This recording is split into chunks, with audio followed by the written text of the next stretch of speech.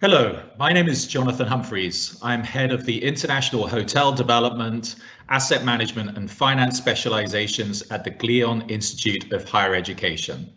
Welcome to Leading Hospitality Through Turbulent Times. This session is on the use of coaching skills in modern leadership. This session will be a discussion of approximately 45 minutes, including the Q&A. We're taking questions in writing only, and you can submit these as we go along. And just a reminder that the session is being recorded and will be available on the Moodle platform afterwards. Now I'd like to introduce you to our very special guest today. John Hazan is a coach for leaders, executives, and teams. Using honed coaching techniques, he combines his experience from previous leadership roles and event directing to create mental breakthroughs for his clients.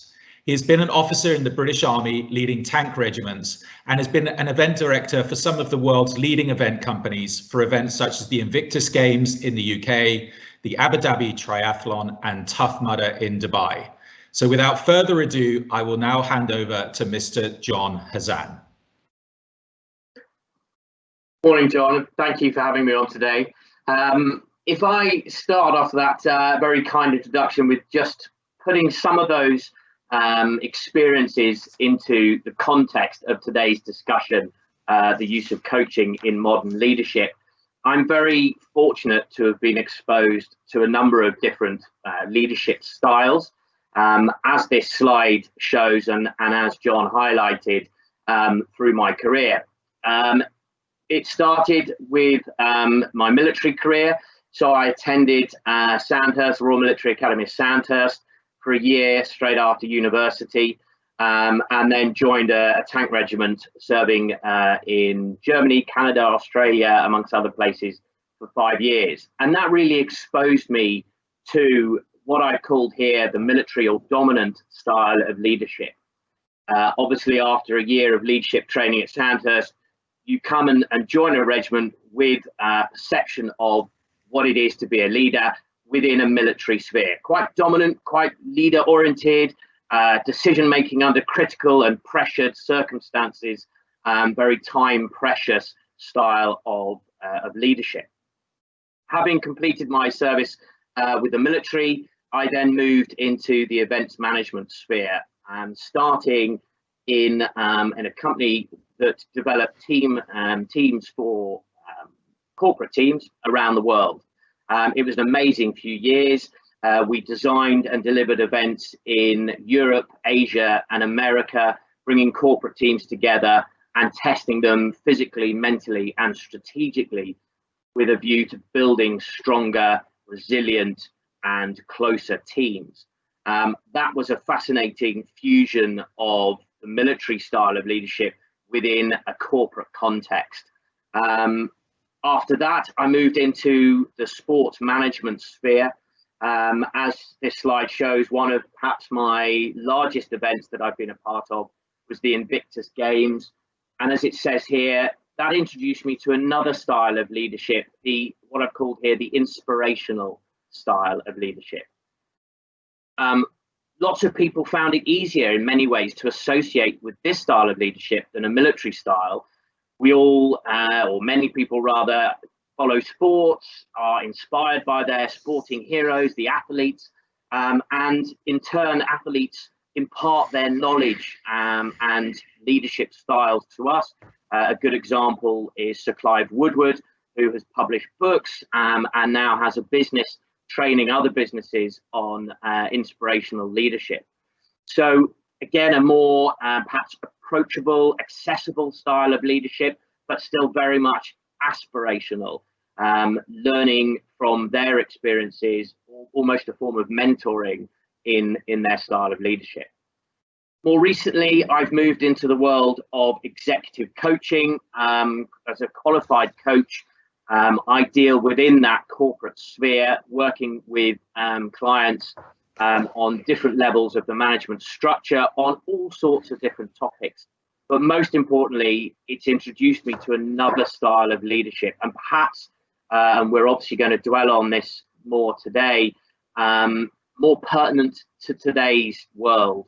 It's a more empathetic, a more understanding, a more holistic approach to coaching.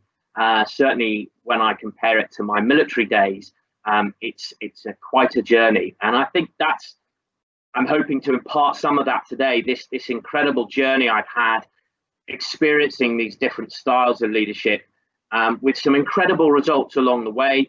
It's been quite a personal journey for me. Thank you, John. I think one of the challenges that leaders have faced during this crisis, it's exposed those leaders who haven't led with a holistic approach. And we've been writing about the need for authentic leadership. So how can coaching help leaders in terms of a greater approach, in terms of empathy and understanding, and make them more effective leaders?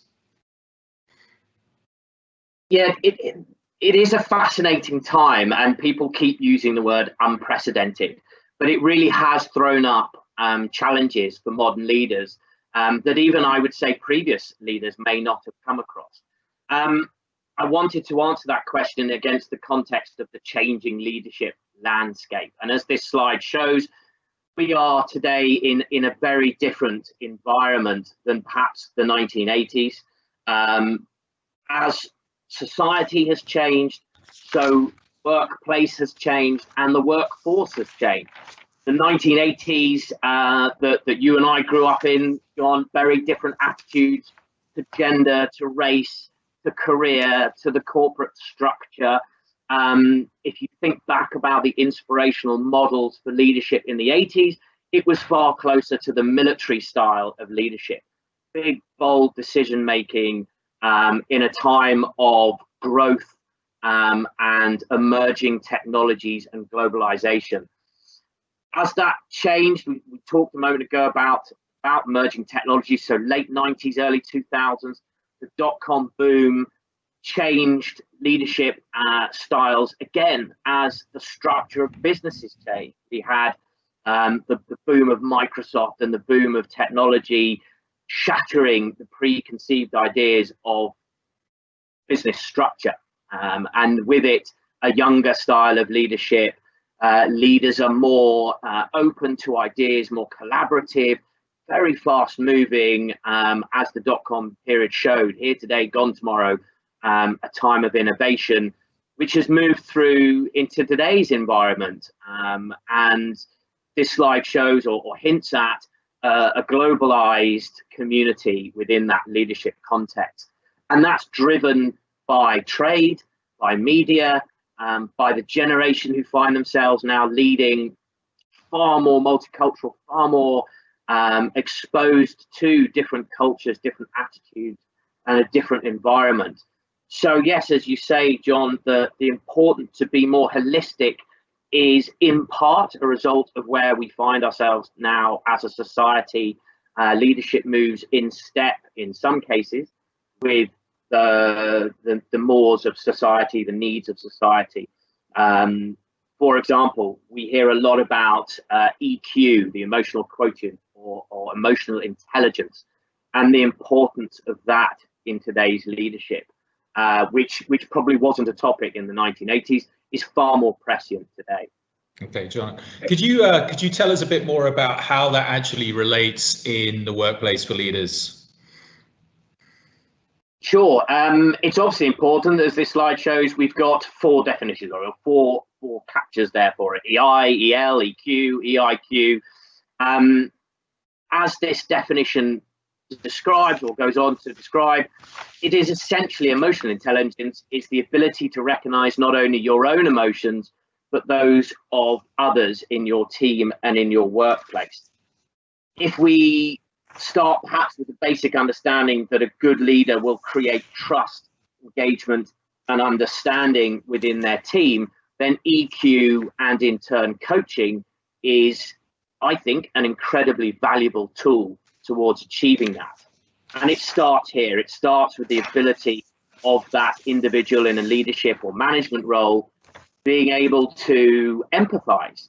And that starts with their personal journey, and then moves into recognizing in others. And I'll go on to talk about this as a theme throughout today's presentation.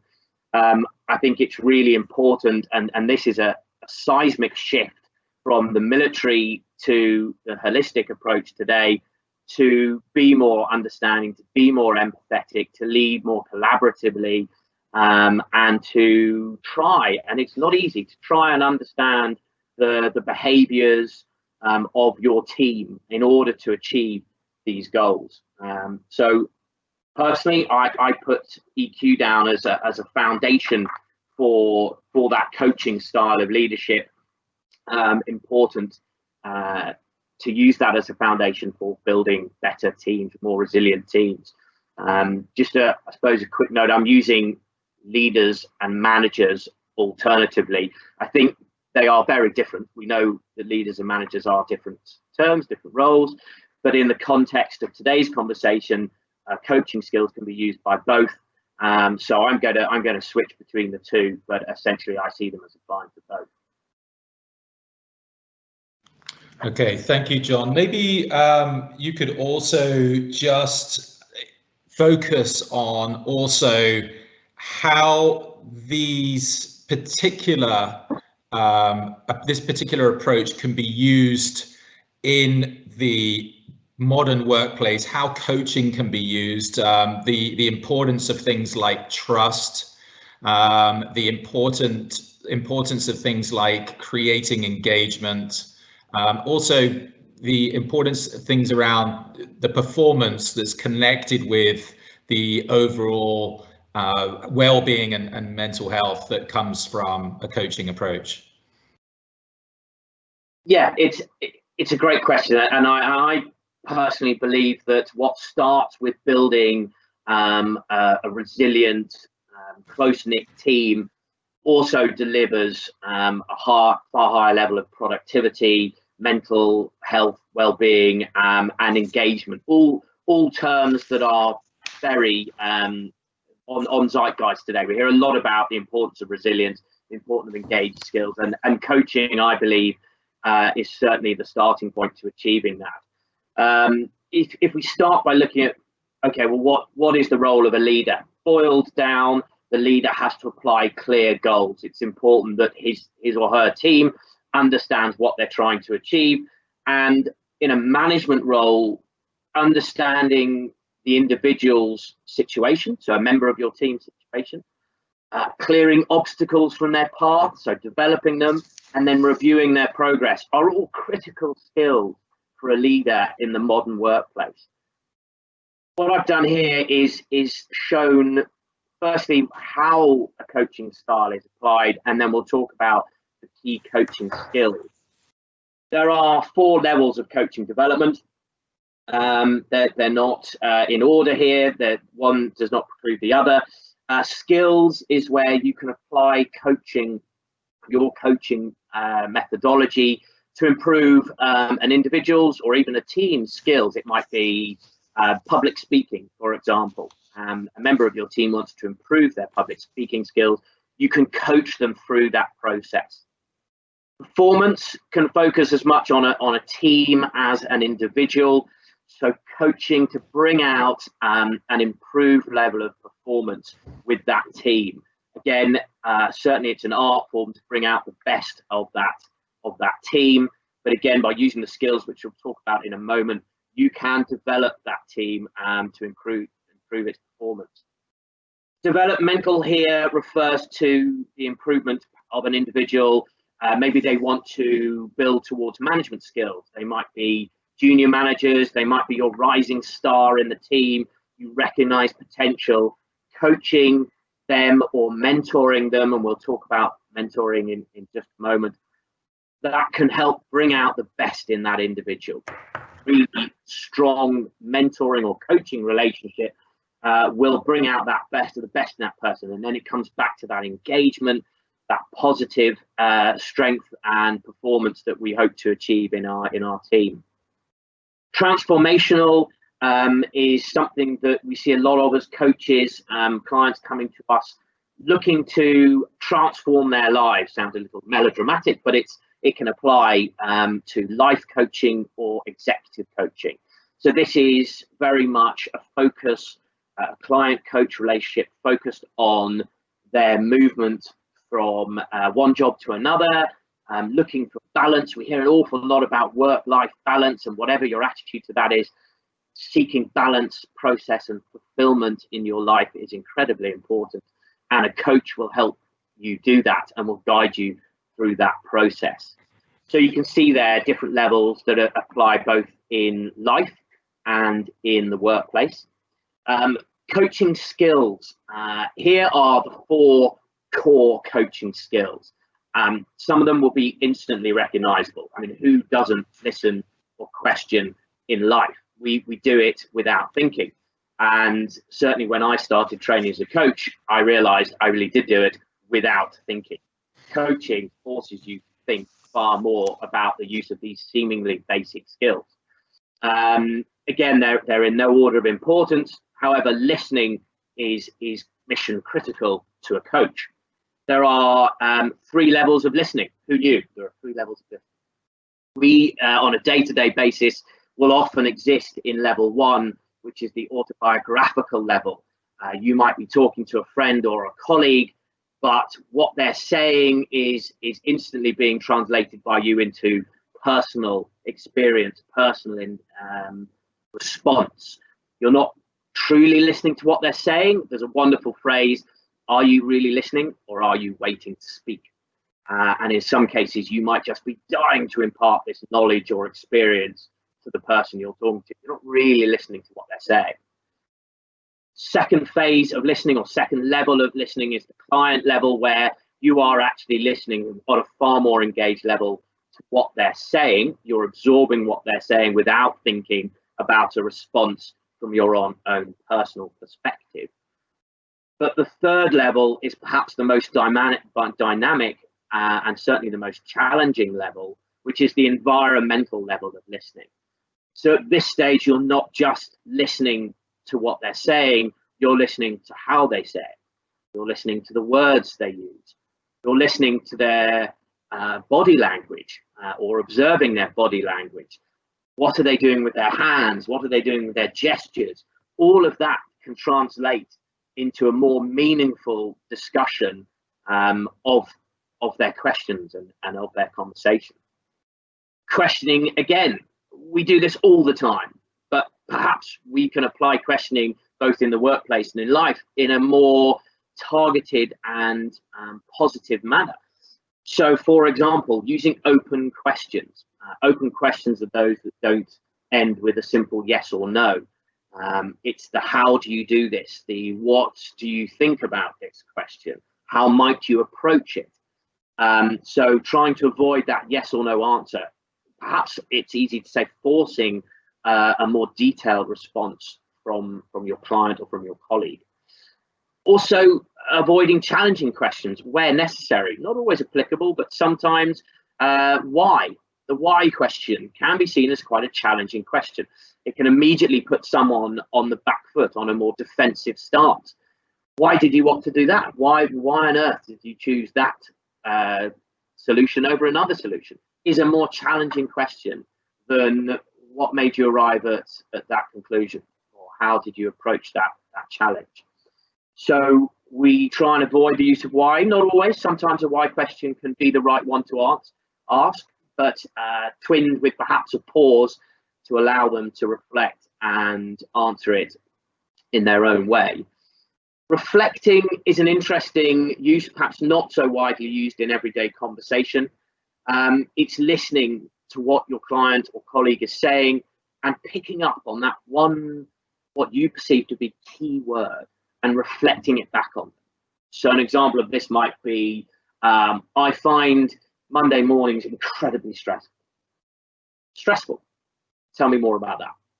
Their use of the word stressful could be the linchpin to that conversation, and from that could develop a far more interesting and understanding conversation. Summarising, again, something I found incredibly challenging when I started the coaching journey, but incredibly powerful tool. So if you're asking somebody to perhaps reflect on their performance over a particular challenge, project, whatever it might be, perhaps let's use the example of what they perceive the key aspects of project management to be. They might answer that in a 5 or 10 minute response, and it's the ability to pick out the 3 things that it might be or more and reflect them back to them. So an example might be, that's interesting. You mentioned that you find the use of time, productivity, and collaboration as critical skills to project management. Is that, am I right in understanding that as your key skills as a project manager? So by summarizing and sending it back to them, it allows clarity and brings out again a far more productive conversation, stripping out the fat and really focusing on the key elements there. I think all of this is tied into good and bad practice. There are good ways to listen, and there are bad ways to listen and question and reflect and summarize. But those are perhaps the key skills that a coaching leader might use today. Thank you, John. This explains why you're a coach and I'm not, actually. So if someone said to me, I find Monday mornings very stressful, I would have asked, why Monday mornings? And whereas you focused on the stressful aspect, which is obviously the right approach. I obviously need some coaching lessons from you, John. So we'll talk about that afterwards. But I'd like to focus on this particular aspect. So coaching isn't the same as mentoring, and I really would like you to explore this, because there's a lot of talk about mentoring. The students themselves, they have the opportunity to be mentored. I think many people have the opportunity to be mentored. Maybe people have reached out to them, or they've reached out to people. So could you, for clarity and for the audience, explain the importance and difference of coaching and mentoring? Sure.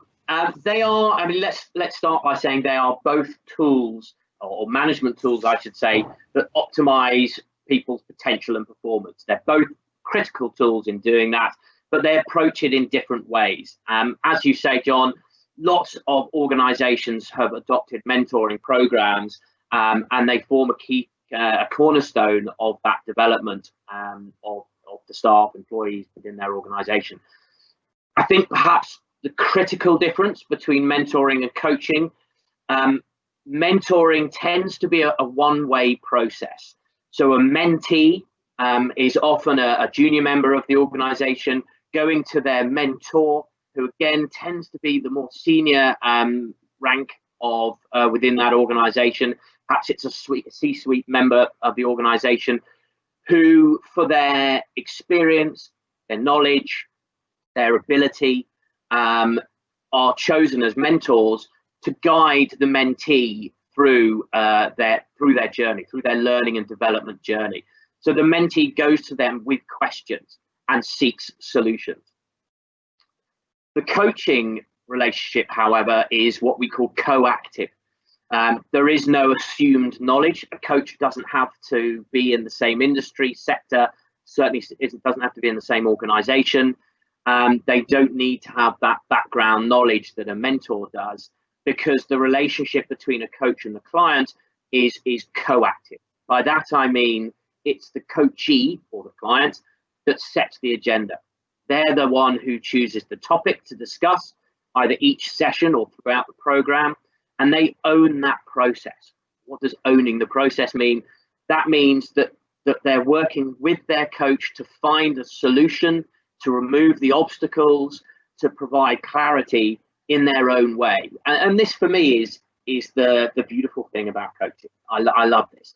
This is the coachee that finds the solution. It's not me as a mentor telling you how to do it. As you just mentioned, Jono, you look at that question about Monday morning totally different to the way I do. There is no right or wrong, but that's a good example where two people look at something very differently. The solution to you is not the same as the solution to me. And it's important that the solution that you do find fits you. because you're the one that needs to put it in place. You're the one that needs to go on that journey. So we find that coaching allows that greater ownership of the process, and there's certainly I think that link between performance, learning and enjoyment that coaching allows. There's far more linking there. If you own the process, you're going to be more engaged with the process.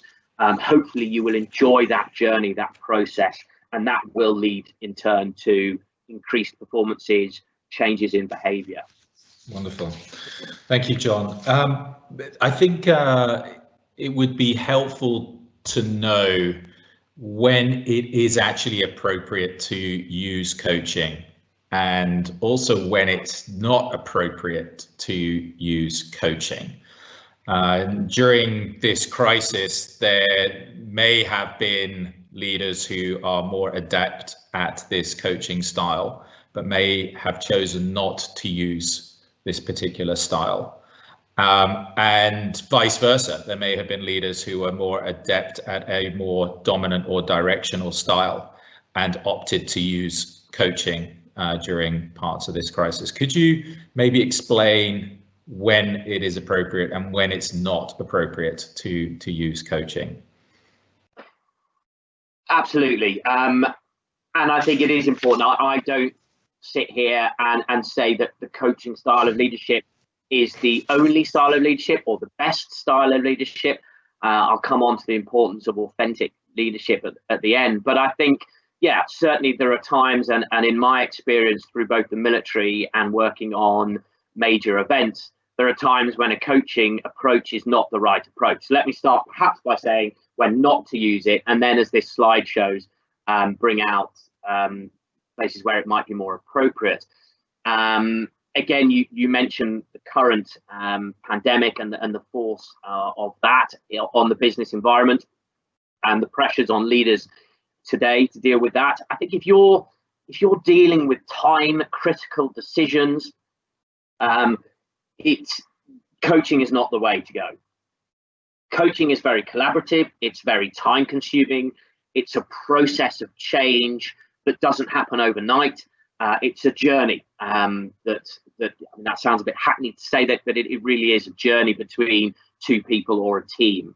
So that takes time. If you need to make critical decisions as an individual or as a team, then you may not have that time. Now, that doesn't mean to say you throw the coaching out the window and it becomes a more dictatorial, or as I mentioned right at the beginning, more dominant style of leadership where I tell you what to do.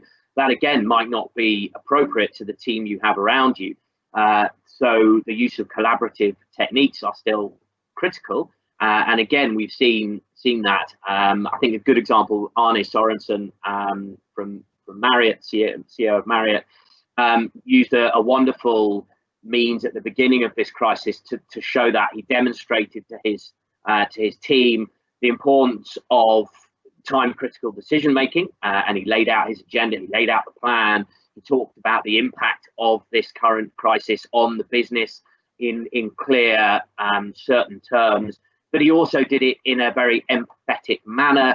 He empathized with his team, he understood what they would be going through. Bear in mind, we talked about the beginning of the crisis, and that brought, I'm sure, a level of understanding and trust within his workforce. So that's perhaps a good combination of coaching leadership under critical circumstances.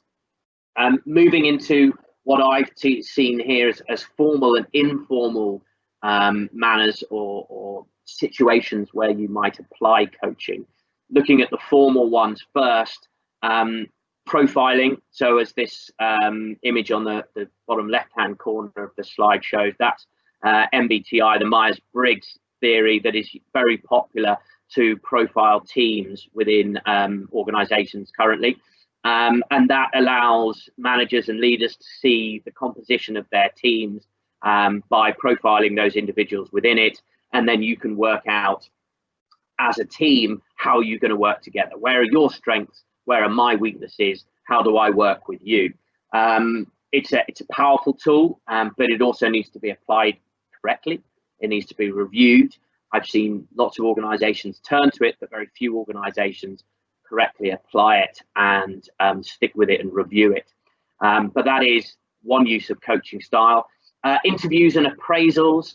Again, I would challenge you to think when you're next in an interview or an appraisal, refer back to those coaching skills that I mentioned. How do you ask questions? How do you listen?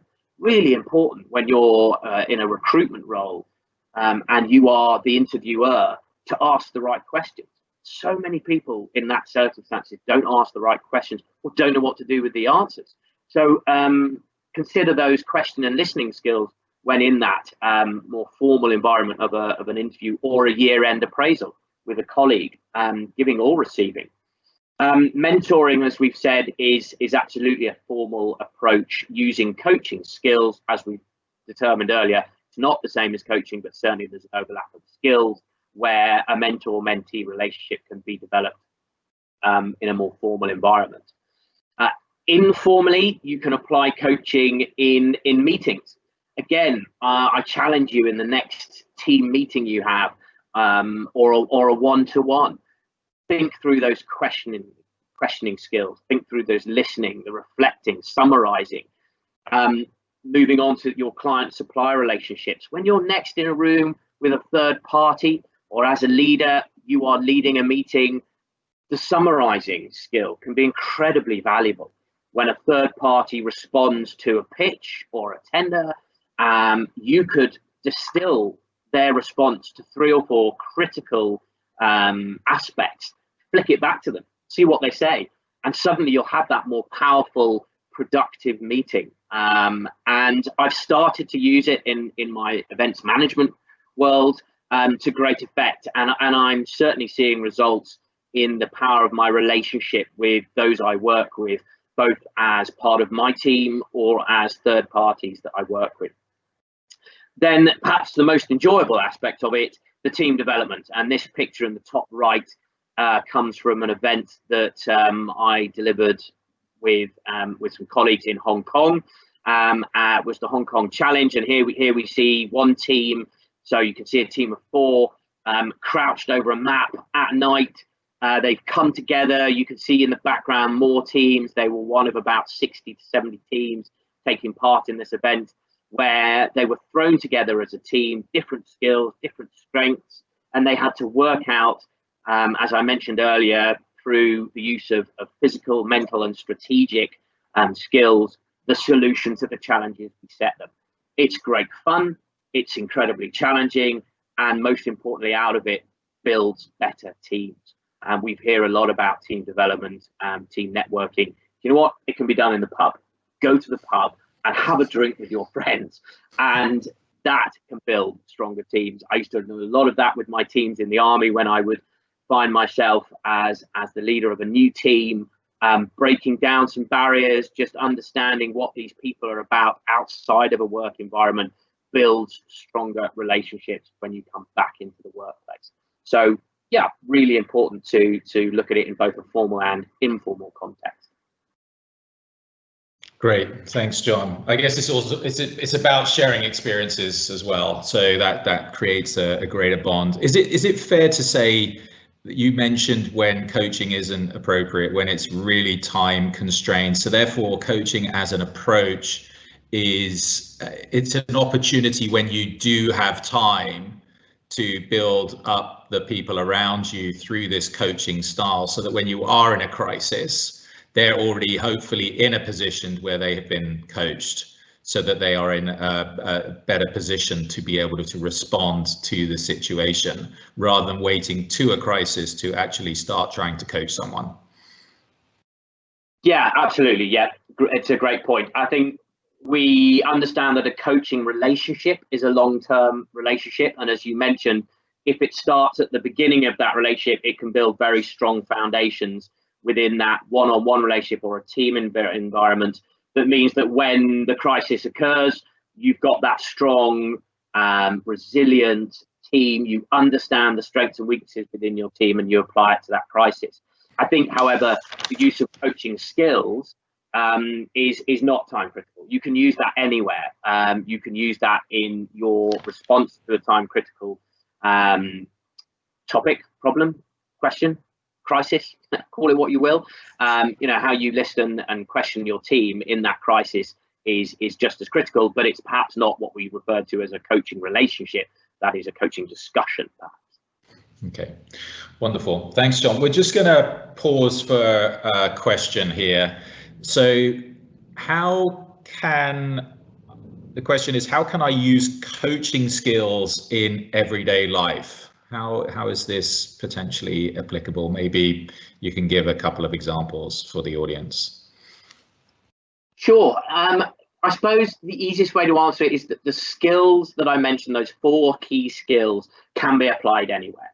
So listening, questioning, reflecting, and summarising can be used in everyday life. And certainly my wife loved it when I was training as a coach and came and brought my coaching theory back home. And every conversation I had with my wife followed coaching times. It's amazing she didn't leave me. But it can lead to a far more powerful conversation with your friends. You don't have to be too formulaic or rigorous with it. But just, again, I challenge you to think more about the way you format your questions and listening. I think probably listening is the critical skill. I am amazed at how my ability to listen has improved. I don't just listen. So when you come in, let's use an example, you're chatting to your mates around the dinner table, whatever it might be, your friends in the pub. Your friend might come up with something in a casual conversation that is incredibly important to them. They might mention a forthcoming interview. They might say where it is, what they're worried about it. If you were to apply coaching skills and you were in the mood to do this, you could then probe a little bit further and try and help them through that forthcoming challenge. But equally, a week later, when you meet up in the pub, a recall, because you've been listening to them, of, I remember you had that really important interview last week. How did it go? You were worried about the question with regards to a lack of experience in data management. That will bring out a stronger relationship with your friends. So it doesn't have to be formulaic. It doesn't have to be formal. You can apply those and play around with it, explore. Wonderful. Thank you, John. What I'd like to do now, because it's all well and good kind of, I guess, explaining how coaching works. But you did offer to use me as a guinea pig in a role play. And so we're going to do a bit of an unrehearsed role play here to see what it's like to be coached. And so I'm just going to kind of throw the gauntlet down to you, John. I'd like you to coach me, John, for the next 5-10 minutes. And it would be great given your expertise, and I'd like to come out the other end a bit more enlightened, if that's possible. Well, it is possible. Yeah, it is possible. It's absolutely anything is possible. Anything is possible, Jono. And I may come to regret that offer of a 10-minute coaching session, but yeah, absolutely. Let's see what happens. So yeah, if we're going to do a quick 10-minute chat, then on this slide I've just thrown down a few kind of references, if you will, guidance points that hopefully have come out in the conversation already. So the importance during this 10-minute session, I'll be listening to the coachee or the client. I'll be trying to use open questions. Here's a challenge: you can spot when I don't use open questions and throw it back to me. Exploring the topic and challenging the assumptions. So again, this is something that you can do with your client, is challenge them. It shouldn't be a cozy fireside chat. If it's a chat with your mate in the pub, that's very different to a coach-client relationship. And summarising, as we've talked about, important. And certainly I'm very action-oriented as a coach. I believe reflection is important, but it's nothing without action. It's great to think, but it's also really important to do. The 4 points there on the right give a basic framework to a coaching conversation. We start with a contract, we explore the topic, we move to action, and we close. So yeah, 10 minutes, going to be fast and furious. Jono, you ready for a fast and furious coaching session? Absolutely. Okay. Absolutely. I'm ready. All right. So would you like the camera to stay on me during this session, or how would you like this for the audience? Yeah, let's keep the camera on you. Okay. As I've mentioned, the listening level 3, that environmental listening, is all about observing the coachee. So far more interesting for the audience to see you than to see me. Okay. It's not often I'm nervous. I'm a little bit nervous. Okay, so here we go. Okay, well, let's start with that all-important contracting. So in this particular role play, we are 2 colleagues meeting at work. So the contract, Jono, great to see you today. We've got 10 minutes to talk about your chosen topic. It's a lot shorter, 10 minutes, than we would usually have. We would usually try and have an hour, but for whatever reason, we've got 10 minutes. So I'll keep an eye on the time so you don't have to. And given that the time is short, I'm going to move us on at a relatively rapid pace. So please excuse me if I move you along when we need to. Are you happy with that? Absolutely. All ready. Thanks. Perfect. Okay. Whatever we talk about is confidential. This is between you and me, Jono. This isn't going to reflect on your year assessment. This is just a conversation. You've come to me asking if we can talk through this topic. So it'll go no further. It's not going to go on to your end of year report. This is purely about us. So just ensuring that you're happy with that level of confidentiality. Yep, absolutely. All ready. Perfect. You up for a bit of a challenge if I challenge some of your assumptions and behavior? Of course. Absolutely. Perfect. All right, then what topic would you like to discuss in this session? Okay, real life topic. During this crisis, a lot of demands on my time, work time. Let's focus mostly on work. I've got obviously a lot of personal constraints as well, but let's focus on work. So there's a lot of requests for my time to attend meetings, discussions, to deliver things. And at the same time, there's a lot of things that I feel that I need to be doing in order to move things along. As an example, so with regards to the specializations, there's a lot of need for planning, for creation of new content. There's the need to bring in new team members. There's the need to reorganize. However, a lot of my time is taken by, I would say, other people's meetings, requests, agendas. So it's hard to focus on putting that time in place for the bigger picture, which I find frustrating, because I get to the end of the day and I say, okay, well, I wanted to do the creation part, but it hasn't been possible. Okay, interesting. So what I've heard from that is a lot of demands on your time. Mm-hmm. in a time precious environment, and then a really interesting use of the word frustrating. So what are we talking here about? Your productivity? Are we talking about prioritization? What should we focus on that would help? I think it's around prioritization. I think it's about prioritization, although, yeah, I'd definitely take any chance to be even more productive. But I think it's around prioritization. It's about saying that certain things are important to me in order to really move the needle forward in terms of the experience that I'm delivering for the institution and for the students. So that kind of thinking time and creation time. So I would say that's the bit that I find frustrating, is not having that time in my day, because it's energizing. I get energy from that, and it gives me energy to kind of do the other things as well. Okay, interesting. Okay, so we're going to focus on ways in which we can help prioritize your task load. So I'll throw that question straight to you. What or how might you prioritize? What would help you prioritize? I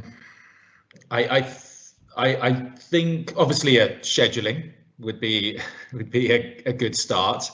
using the schedule correctly, some kind of ranking system, I'm assuming, some kind of applying some kind of criteria to the long list of to-dos that I have. I'm looking at it like a few pages at the moment of to-dos. So some kind of criteria that would help me kind of sort and prioritize those. And then obviously with some kind of scheduling where I can kind of put it into the agenda. I'm assuming that's kind of the right way forward. Okay, great. So we've got a scheduling tool there. And I love the idea of you grading it. So what is like a 1 to 5 in level of importance, something like that as well. Yeah. Okay. Yeah. What else? What else could help you? I guess the emails, like on a topic. There's like multiple emails on a topic, and trying to kind of get hold of all of those and make sense of all of those very succinctly would be super helpful. And that maybe make it topic related. So are we talking about a filing system there within your email? Yeah, I guess so. Like maybe some kind of automatic filing system where it goes into a folder for a particular topic, something like that. So I can look at all things connected with that topic in one place. So it just makes it easier to kind of get up to speed rather than following, lots of different trails throughout, the conversations. So that could be possible. Okay, great. So we've got two great tools there. Sorry, I'm just mindful of the time. Two great tools there, Jono. We've got that scheduling tool with the prioritization within it, and then we've got this email subfolder, I'll call it, for want of a better word. Okay. Yeah. I'm interested by something you mentioned earlier. You said that you were frustrated because you didn't feel you had the time to do the stuff you really enjoyed. Yes. Can you tell me a bit more about that?